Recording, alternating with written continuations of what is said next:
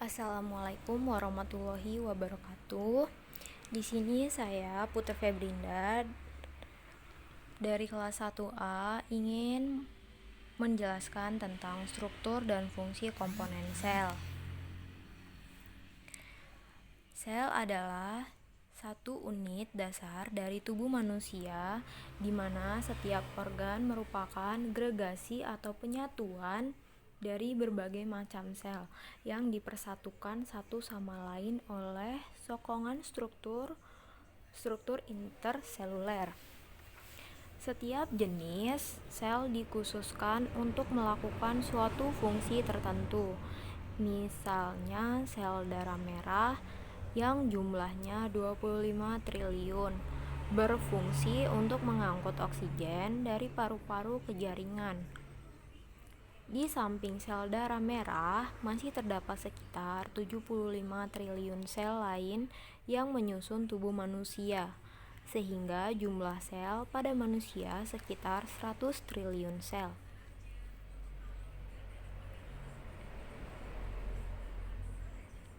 Selanjutnya, di sini ada gambar anatomi sel.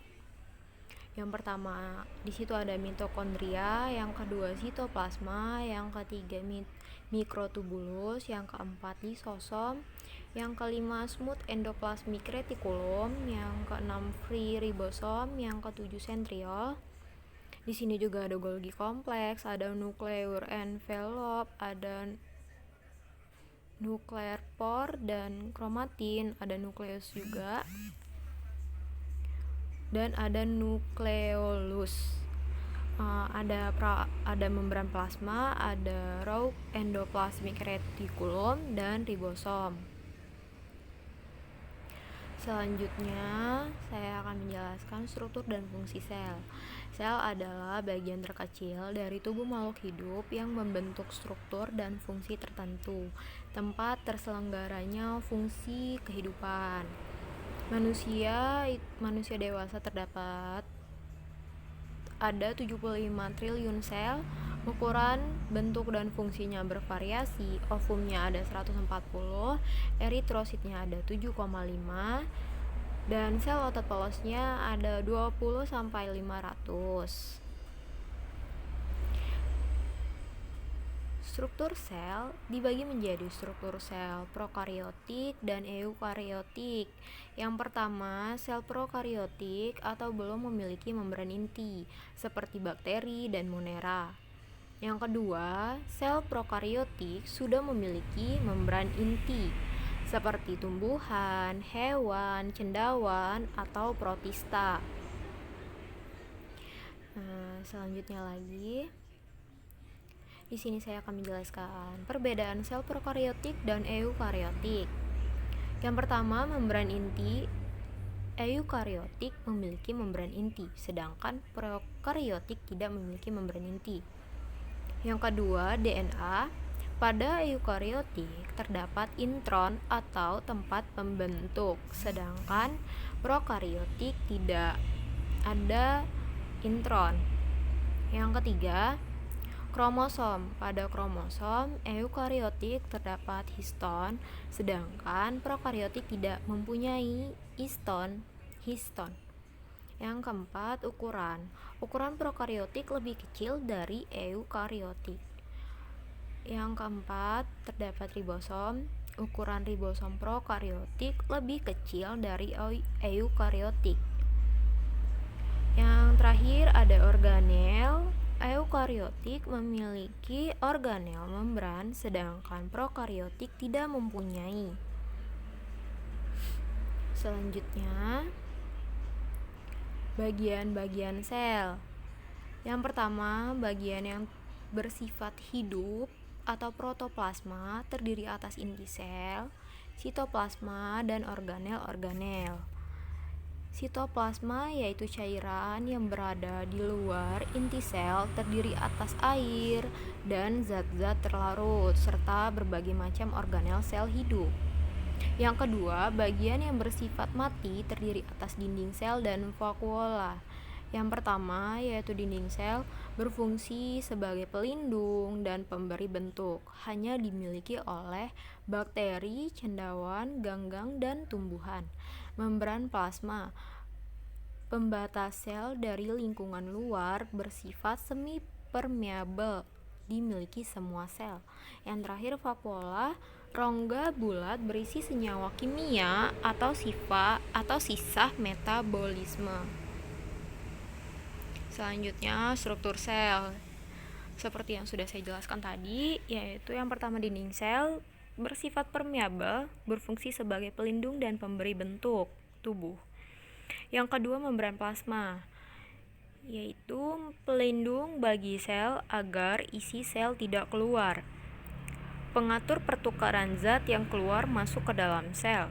Yang ketiga, melakukan seleksi terhadap zat yang boleh keluar dan masuk dari dalam atau luar sel, atau selektif permeabel. Yang terakhir tersusun atas karbohidrat, protein, dan lemak. Selanjutnya, di sini saya akan menjelaskan gambar membran plasma. Tidak sih. Ya, di sini saya akan menjelaskan gambar membran plasma. Di sini ada glikoprotein nih di sini. Oh, salah guys. Maaf ya. Terus di sini ada kepala atau fosfat. Terdapat hidrofilik, ekor atau lipid, terdapat hidrofobik. Dan di sini ada protein integral atau protein yang terbenam. Dan yang di paling bawah ada protein periferal atau protein menempel. Selanjutnya, saya akan membahas sitoplasma. Cairan yang berada di luar inti terdiri atas air dan zat-zat yang terlarut, serta berbagai macam organel sel hidup. Organel dalam sitoplasma antara lain yang pertama retikulum endoplasma atau RE berupa saluran-saluran yang dibentuk oleh membran RE. Yang kedua RE halus atau RE kasar. RE halus dan RE kasar. Pada RE kasar terdapat ribosom berfungsi sebagai tempat sintesis protein. Yang C, RE halus tidak terdapat ribosom, berfungsi sebagai tempat sintesis lipid. Selanjutnya, ribosom. Ribosom terdiri atas 2 unit yang kaya akan RNA berperan dalam sintesis protein. Ribosom ada yang menempel pada RE kasar dan ada yang terdapat bebas dalam sitoplasma. Ribosom berdiameter sekitar 20 nm serta terdiri atas 65% RNA ribosom dan 35 protein ribosom disebut ribonukleoprotein atau RNP. Fungsi organel ini menerjemahkan mRNA untuk membentuk rantai polipeptida atau yaitu protein menggunakan asam amino yang dibawa oleh tRNA pada proses translasi. Selanjutnya yang kelima, mitokondria memiliki membran tangkap, membran luar, dan membran dalam. Di antara kedua membran tersebut terdapat ruang antar membran. Membran dalam berlekuk-lekuk disebut krista yang berfungsi untuk memperluas bidang permukaan agar proses penyerapan oksigen dan pembentukan energi lebih efektif. Pada bagian membran dalam terdapat enzim ATP sintase yang berfungsi sebagai tempat sintesis ATP. Fungsi mitokondria ini adalah tempat respirasi aerob. Yang keenam yaitu lisosom, berupa butiran kecil atau bundar berisi enzim pencerna yang berfungsi dalam pencernaan intrasel. Yang ketujuh ada aparatus Golgi atau badan Golgi. Badan Golgi ini berupa tumpukan kantung-kantung pipih berfungsi sebagai tempat sintesis dari sekret atau seperti getah pencernaan, banyak ditemukan pada sel kelenjar. membentuk protein dan asam inti, DNA atau RNA, serta membentuk dinding dan membran sel. Selanjutnya yaitu vakuola. Vakuola berbentuk rongga bulat berisi senyawa kimia tertentu atau sisa produk metabolisme sel yang mengandung berbagai macam zat sesuai pada jenis selnya. Misalnya dapat berisi garam nitrat pada tanaman tembakau, tanin pada sel-sel kulit kayu, minyak eteris pada kayu putih dan mawar, terpenin pada damar, kinin pada kina, nikotin pada tembakau, likopersin pada tomat, piperin pada lada. Yang ke-9 yaitu nukleus atau inti sel.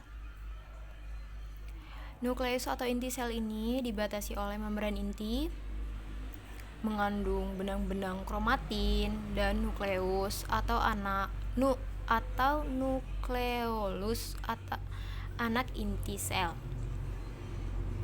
Membran inti terdiri atas 2 lapis dan mempunyai pori. Benang-benang kromatin akan memendek pada waktu proses pembelahan sel, membentuk kromosom.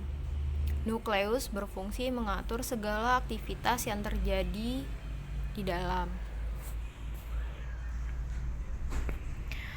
Ya, selanjutnya yang terakhir yaitu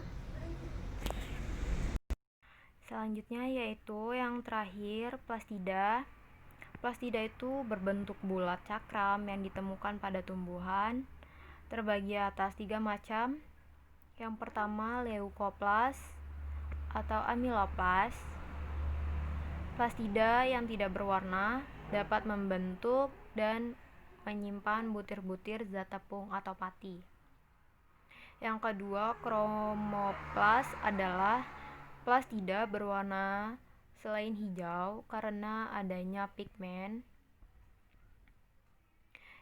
seperti melanin atau hitam, likopin atau merah, xanthopil kuning, karoten atau jingga, vicocyanin atau biru, dan phycoerythrin coklat, yaitu pada kromoplas ya.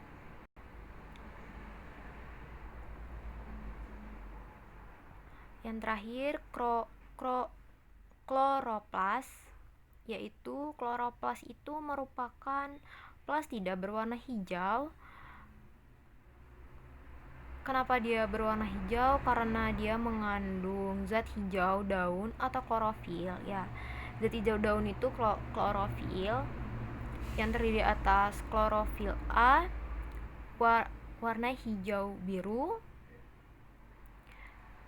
sama dengan C5 5H72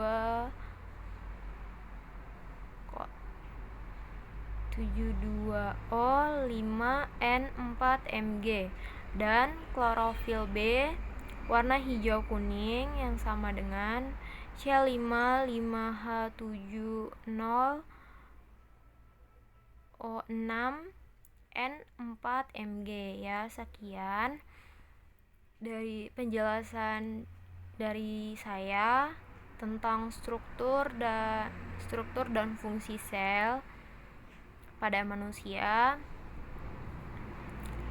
Sekian penjelasannya, saya akhiri. Apabila ada kesalahan kata, saya mohon maaf dan saya mohon ampun kepada Allah Subhanahu wa taala. Wassalamualaikum warahmatullahi wabarakatuh.